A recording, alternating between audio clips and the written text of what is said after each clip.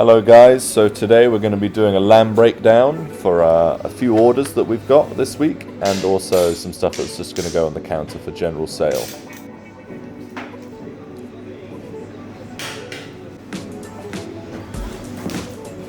So I've got a whole lamb here. Firstly, I'm going to take off the shoulder section. I take that off at the 5th rib.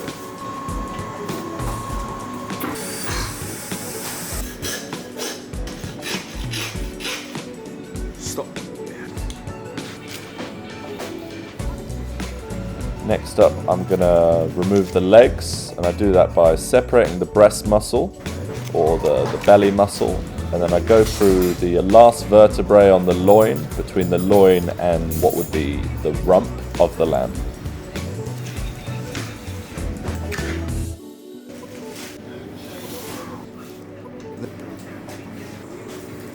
Next up, we're going to take off the lamb breast, or lamb belly, some people call it.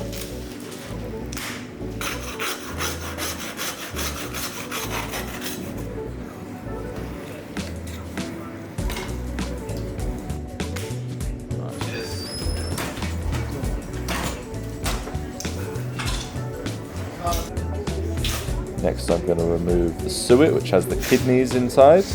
And we try and keep all the organs here at Northfield for sale, because they're quite popular with our customers. Next I'm going to separate the saddle from the rack, basically going through the vertebrae again, the first vertebrae after the last bone in the ribs. Then I'm just going to chop these breast ribs down, and then they can be sold as sort of lamb spare ribs.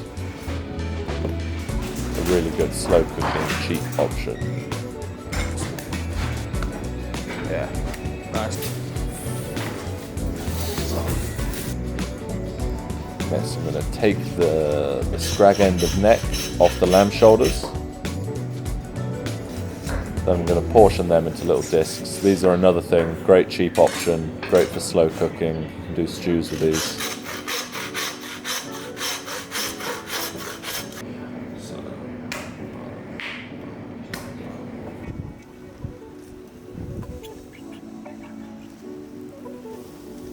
Just nip over to fill up my tea.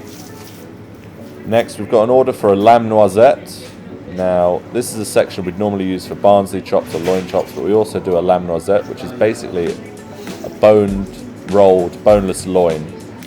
It's a really great roast. You want to aim to do it sort of a little bit pink in the middle, medium rare. So what I'm doing is just coming along the inside of that spine, trying to trim around the muscle as close as I can, and then we're going to try and keep it intact so we can roll it all back into one piece.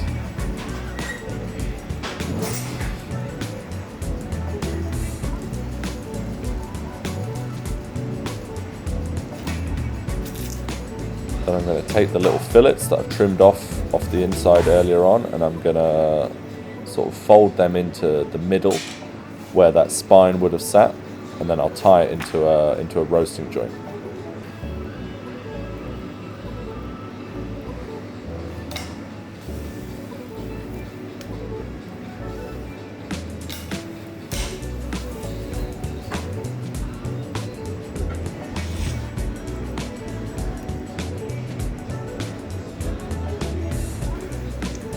Going to trim a little bit of that bark off the breast on the outside so that we can fold it all inside and get it sort of nicely rolled up.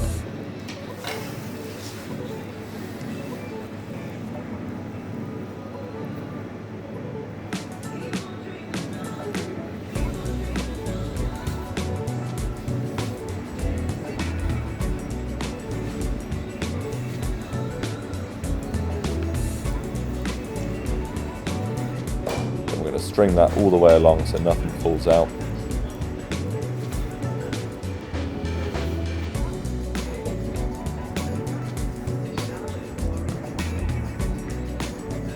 We're tying this using what's called a slip knot.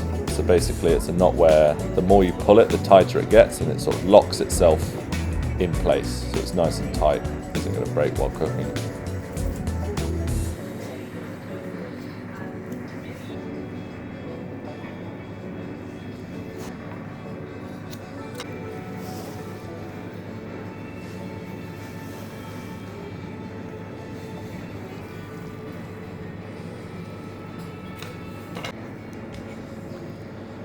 We're just going to face up those edges so it's tidy and presentable. And don't worry, any of these offcuts, they're going to get used for sausages, for mince. Nothing's going to go to waste. Next up, we've got the rack. Now we've got an order for a lamb rack, a French trimmed rack, and we need some cutlets for the window. So we're going to do one side of this rack, or this best end, French trimmed, and the other side is just going to be cutlets with all the meat attached to the bone.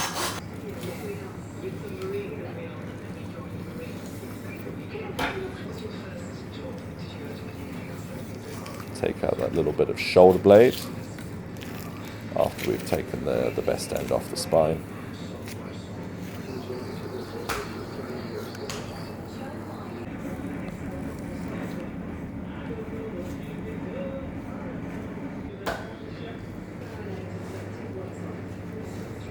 So this is the one that I'm going to French trim. So I'm cutting along down the bone, trying to take off that cap that's on top. Next I'm going to scrape down the bones so that I'm going to be able to basically peel off the intercostal muscles, the muscle that goes in between the bones. So we try and scrape that down really clean so it peels off nice and easily. We do this for racks because you want to try and get those bones as clean as possible so that when people go to cook them, there's no little bits that are going to sort of burn up basically, because you don't want that while you're cooking.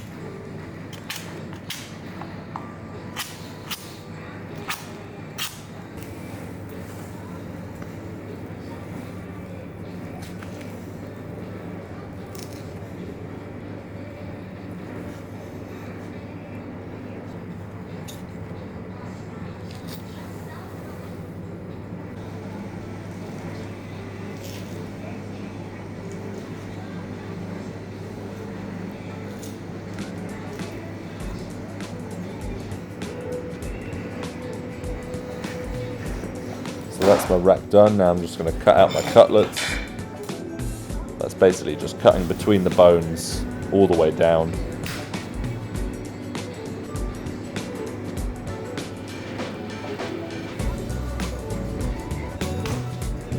Next up, the shoulders.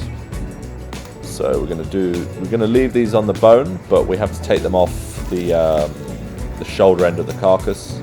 So that's again a similar process of just sliding my knife down the inside of the bone, trying to leave as much meat on the joint as possible.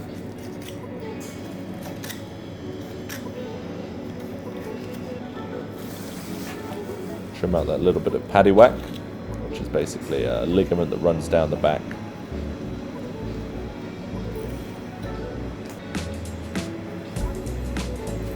And I'm just going to trim off any excess areas of fat that are too thick to be cooking. Basically want to get it to a point where it can cook and the fat that's on it is going to soften up, but there's going to be no big chunks of fat that won't be good for eating. Do the same on the other side.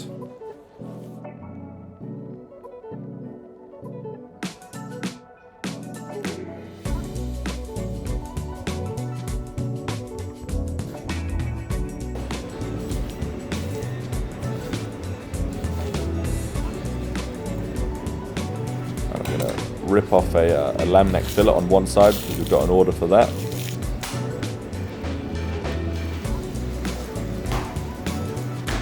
Next up we've got the legs. So I'm just going to separate the legs. So we'll cut down the middle of them. And then we're going to go through the fused joint at the hip, which basically takes them off, takes the legs off that bottom tail muscle, that tailbone. Excuse me. We're going to trim up any excess fat like we did on the shoulder. We like to keep a lot of fat for cooking, but we just don't want any big chunks that have a lot of connective tissue or any big chunks that are just not going to render down when we're cooking.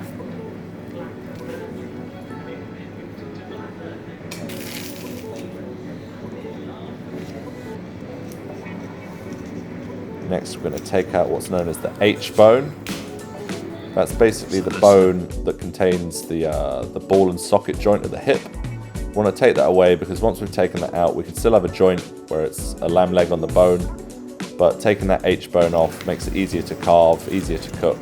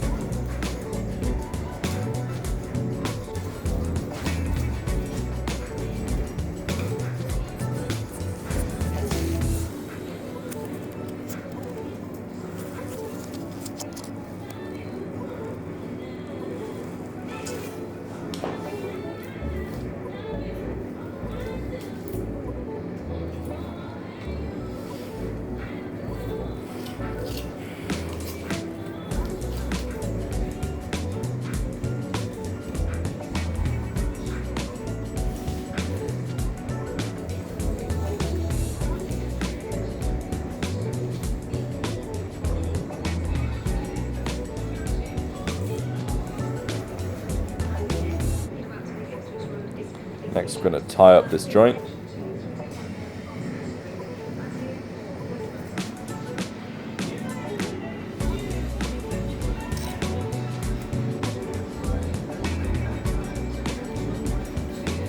We do this to make it a more consistent shape, which makes it a bit easier to cook it once it's all in one sort of uniform shape.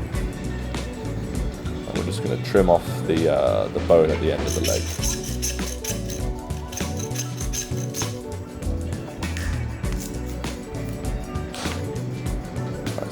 Nice, it goes too close, nice. Then I'm going to take the shank off one leg, because we've got an order for a shank. I'm going to take off the rump, and I'm going to cut a few lamb leg steaks, just to have in the window display. Slam next to it.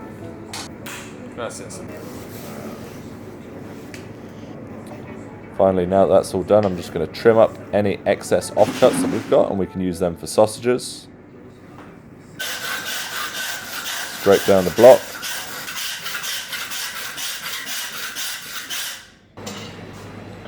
And there we have it. Whole lamb butchered